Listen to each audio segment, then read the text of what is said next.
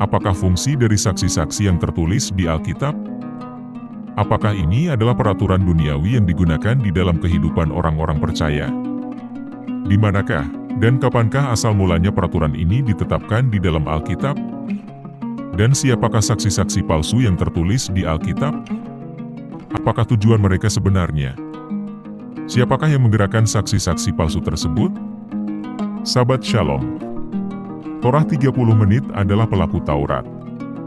Yang percaya Kristus adalah juru selamat. Hari Sabat dimulai dari Jumat petang sampai dengan Sabtu petang. Kiranya Roh Kuduslah yang memberikan hikmat mengenai kebenaran firman. Rasul Paulus menyatakan bahwa dibutuhkan keterangan 2 atau 3 orang saksi dalam memutuskan suatu perkara di kalangan orang-orang percaya. Apa dasar Rasul Paulus mengatakan demikian?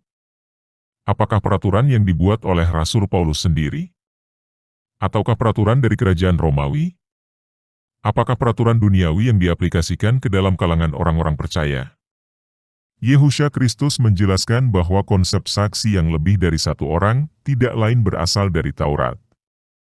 Yehusha Kristus melakukan segala sesuatunya sesuai dengan apa yang ditetapkan Taurat. Karena ia adalah Elohim yang mengajarkan Taurat yang berbeda dengan apa yang diajarkan ahli Farisi dan Taurat.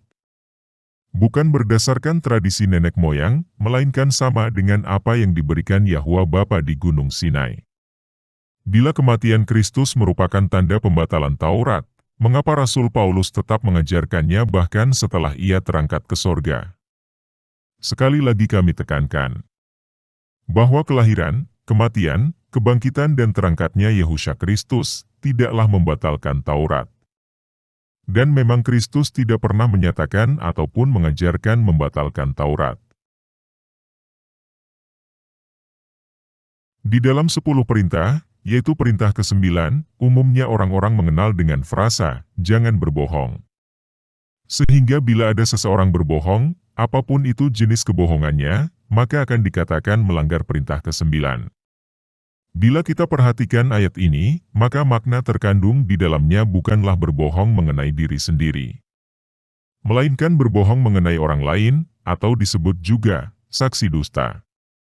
Konteks perintah ke-9 ini sebenarnya lebih dalam dibandingkan dari apa yang umumnya orang-orang ketahui, atau yang umumnya diajarkan. Sebagai informasi, 10 perintah adalah garis besar dari semua yang tertulis di Taurat. Jadi 10 perintah tidaklah memiliki informasi-informasi yang lebih detail mengenai Taurat. Untuk mengetahui lebih dalam, mari kita lihat Taurat mengenai saksi. Di dalam pengadilan untuk menghakimi orang-orang percaya yang berbuat kesalahan atau dosa, maka diperlukan 2 atau 3 orang yang menyaksikan dan mengetahui pelanggaran atas Taurat. Tujuannya agar hakim yang memutuskan bukanlah hakim yang otoriter, ataupun semena-mena, ataupun bertindak atas kemauannya sendiri, tetapi merupakan hakim yang adil, yang memberikan kesempatan dengan bukti-bukti berdasarkan 2 atau 3 orang saksi. Jadi perintah ke-9 adalah suatu perintah. Bila seseorang melihat, ataupun menyaksikan, dan mengetahui dosa dari saudaranya seiman, yaitu pelanggaran terhadap Taurat, maka orang tersebut akan menjadi salah satu saksi atas pelanggaran yang disaksikannya. Dan bila ternyata ia memberikan suatu kesaksian palsu dengan melanggar perintah ke-9, mengatakan salah menjadi benar, atau benar menjadi salah, maka saksi palsu itu akan mendapatkan hukuman sesuai dengan apa yang tertulis di Taurat.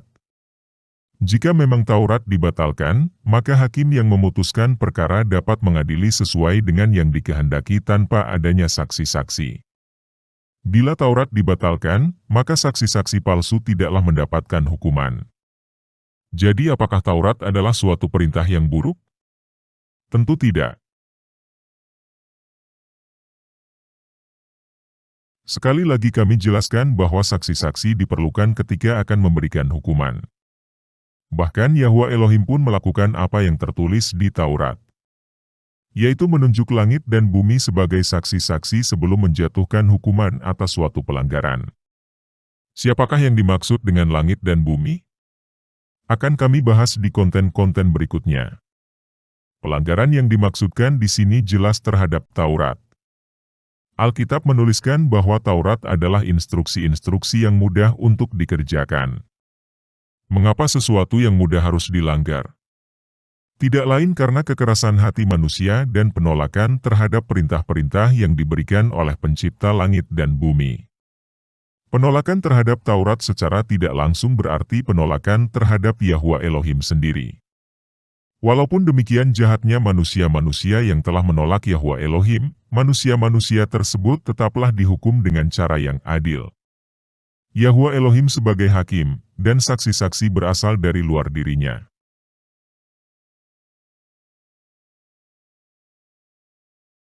Hukuman mati yang dituntut kepada Yehusha Kristus bukanlah berdasarkan hukum bangsa Romawi, melainkan berdasarkan hukum bangsa Yahudi pada saat itu. Dan hukum apakah yang dimaksudkan? Hukum agama. Para ahli-ahli agama mengerti, untuk mendakwa Yehusha Kristus berdasarkan Taurat dibutuhkan 2 atau 3 orang saksi yang memberatkan. Saksi-saksi yang melihat langsung pelanggaran Taurat yang dilakukan Kristus. Tetapi walaupun mereka mendatangkan saksi-saksi palsu, tetap tidak bisa melihat pelanggaran Taurat yang dilakukan oleh Yehusha Kristus. Mereka yang mendakwa adalah orang-orang yang mengerti dan mengajarkan Taurat.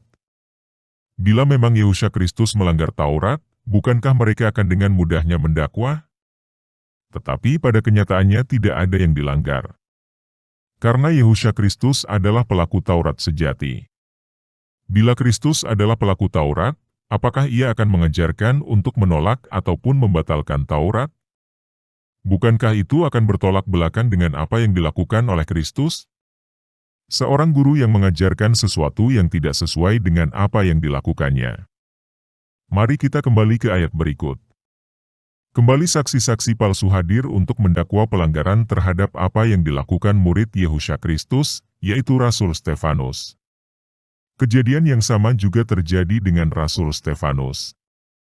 Pengadilan yang mengadilinya adalah pengadilan agama.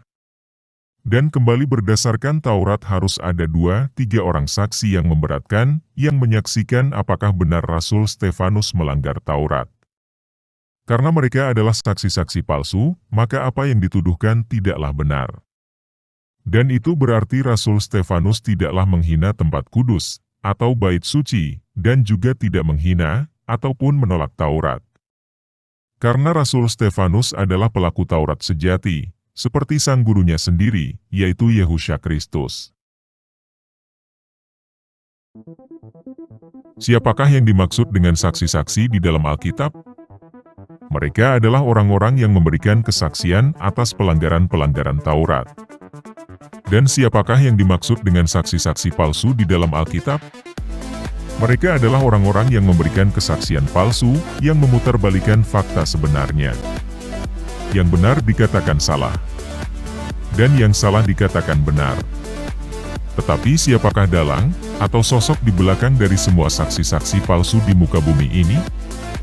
Tidak lain adalah iblis, bapa dari segala dusta, yang dari awalnya sudah menipu Adam dan Hawa untuk memakan sesuatu yang dilarang. Sesuatu yang bukan Elohim nyatakan makanan, tetapi dimakan oleh Adam dan Hawa. Dan dosa dari memakan sesuatu yang tidak diperkenankan untuk dimakan, berlanjut sampai masa akhir zaman.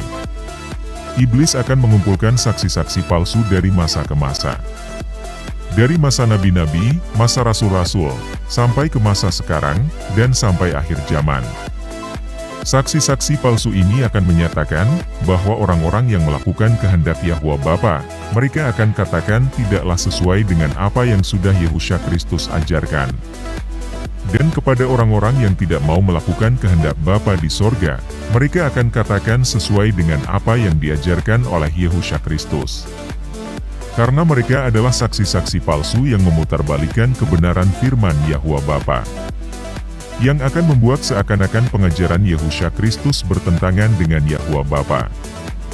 Kiranya setiap orang percaya menguji apapun juga dengan kebenaran yang berasal dari firman.